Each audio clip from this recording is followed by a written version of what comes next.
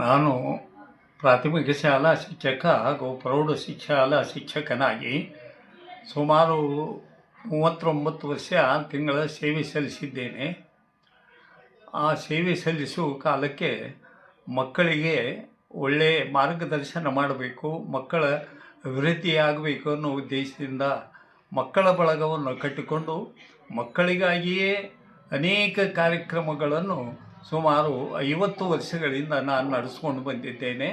ಮುಂದಿನ ವರ್ಷ ಅದರದ್ದು ಒಂದು ಸುವರ್ಣ ಮಹೋತ್ಸವ ಆಚರಣೆ ಮಾಡುವ ಉತ್ಸಾಹದಲ್ಲಿ ನಾನಿದ್ದೆ. ಇದೇ ಸಂದರ್ಭದಲ್ಲಿ ಇಡೀ ನನ್ನ ಜೀವನದ ಸಾಧನೆಗಳನ್ನು ಗಮನಿಸಿ ಕರ್ನಾಟಕ ಸರ್ಕಾರವು ನನಗೆ ರಾಜ್ಯೋತ್ಸವ ಪ್ರಶಸ್ತಿ ಕೊಟ್ಟಿದ್ದು ಬಹಳಷ್ಟು ಸಂತೋಷ ಇದೆ. ನನ್ನ ಬದುಕಿನ ನನಗೆ ಈಗ 83 ವರ್ಷ.